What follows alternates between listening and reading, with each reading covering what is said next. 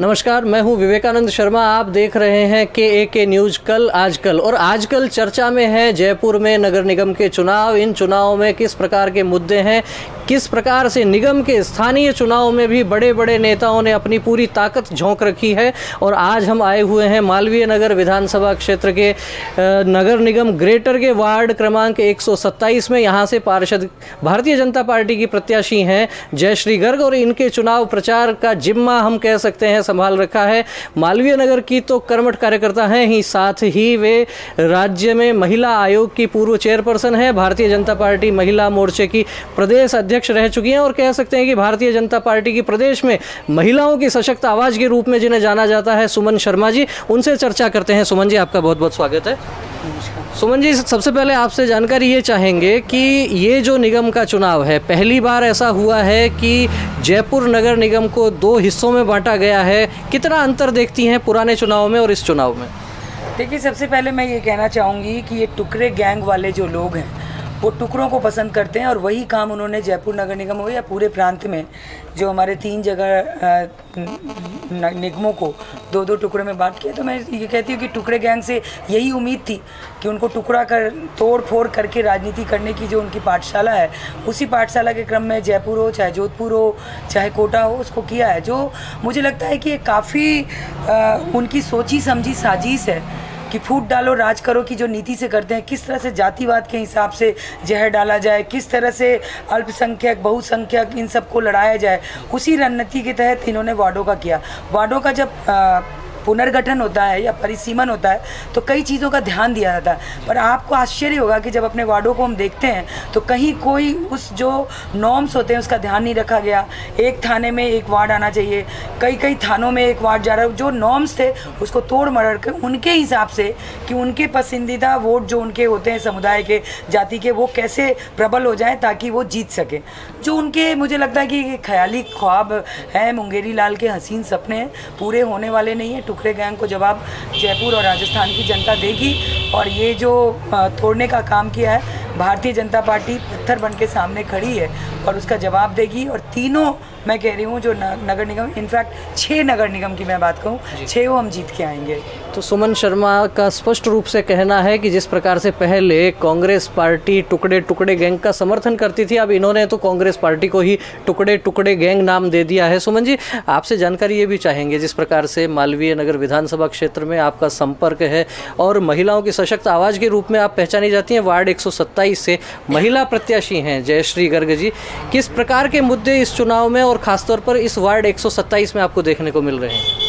देखिए, मैं यहाँ बोलूँगी कि हम लोग इस वार्ड से, मैं भी पार्षद रह चुकी, हमारे प्रथम पार्षद यदि मैं कहूँ तेजभान सिंह शर्मा भी थे, उसके बाद मैं भी चुनाव लड़ी थी। उस समय वार्ड इसके जो अभी इन्होंने 2 टुकड़े किए, उस समय ये 1 टुकड़ा था, पूरा वार्ड 1 था, जहाँ सब लोग हम लोगों ने, यदि मैं कहूँ कि भारतीय जनता पार्टी यहाँ सदैव रही, चाहे सांसद के रूप में देखें चाहे विधायक के रूप में देखें, यहाँ कभी भी कांग्रेस का कोई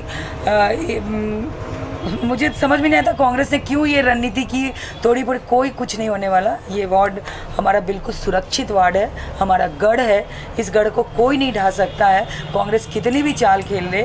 ये महिला वार्ड मुझे लगता है 20 साल के बाद हुआ है। मैं जब महिला वार्ड हुआ था तो मैं चुनाव लड़ी थी, और भारी मतों से, आपको बताऊँ, बहुत विषम परिस्थितियाँ होने के बावजूद भी भारी मतों से मैं यहाँ से जीती थी, और इनफैक्ट वो जयपुर का रिकॉर्ड बना था। तो मुझे लगता है कि इस बार भी ऐसा होगा। 20 साल के बाद ये अवसर आया, महिला वार्ड बना है, और हम हाईएस्ट मतों से जीतने की ओर बढ़ रहे हैं। और जिस प्रकार के रिपोर्टिंग आ रही है सब जगह से, तो मुझे लग रहा है कि बहुत अच्छा होगा। और ऐसे भी मैं कोई पुरुषों की कोई शिकायत नहीं करती। मतदाता हमारे लिए सर्वमान है, महिला हो या पुरुष हो, हमें सारे मतदाताओं का सम्मान करना है। लेकिन महिलाओं की एफिशिएंसी की क्वालिटी एक अलग होती है, ये आप हम सब लोग जानते हैं, और भरपूर प्यार महिलाओं को मिलता है, और मुझे लगता है कि जयश्री जी को भी भरपूर प्यार मिलेगा, इसमें कहीं कोई शंका नहीं। सुमन जी, जयश्री जी ने अपने साक्षात्कारों में कई बार ऐसा कहा है कि सुमन जी की उंगली पकड़कर मैंने बीजेपी की राजनीति में आगे बढ़ना प्रारंभ किया, उनसे मैंने बहुत कुछ सीखा।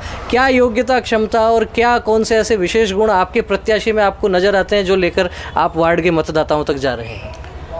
देखिए, मैं आपने एक उंगली पकड़ने की बात कही है, उसका मैं जवाब देना चाहती हूँ कि हम लोग भारतीय जनता पार्टी के, और मेरा तो बैकग्राउंड राष्ट्रीय सेविका समिति रहा है, जहाँ हम लोग सिर्फ गढ़ने का काम करते हैं। स्वयं मैं भी आशाताई के द्वारा रची हुई हूँ, मैं कोई राजनीति, मेरा मुद्दा नहीं था, ना मैं आने का इंटरेस्ट था। उन्होंने मुझे निर्माण किया, फिर मैं अपने साथ इन जैसे बहुत सारे कार्यकर्ता सब तैयार हुए। और ये पूरी उम्मीद है कि जिस राष्ट्रीय भावना के साथ हम लोगों ने राजनीति में आने का संकल्प लिया है, वो सारे संकल्प इनमें हैं। और वो कमल के रूप में विभिन्न जगह, सब जगह, जो जो सेविका समिति हो या दुर्गा वाहिनी हो या विचार परिवार के हो, वो प्रस्फुटित अंदर हो रहे हैं और वो आपको नज़र आएंगे। उसमें यही होता है कि सबको संगठित करके विकास, सड़क, नाली, गटर, पानी, ये सारी चीज़ें चलती रहेंगी।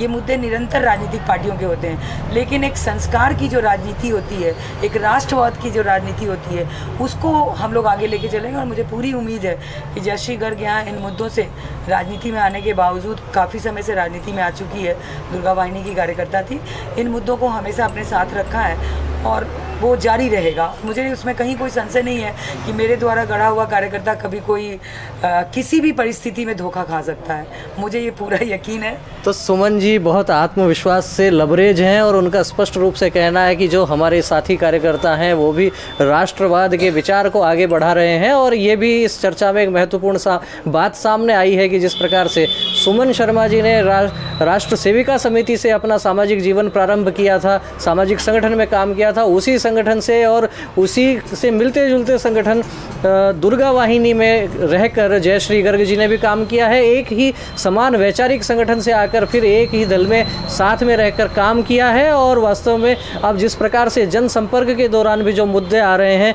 उनमें तो देखने को मिलेगा ही, और वास्तविक स्थिति क्या है ये देखने को मिलेगी 1 तारीख को होने वाले मतदान के दिन। उसी दिन पता लगेगा कि मतदान के बाद किसका खिलेगा फूल और किन प्रत्याशियों के सिर पर से उड़ेगी धूल। देखते जाइए, 1 तारीख को जब मतदान होता है तो पता लगेगा ऊंट किस करवट बैठता है।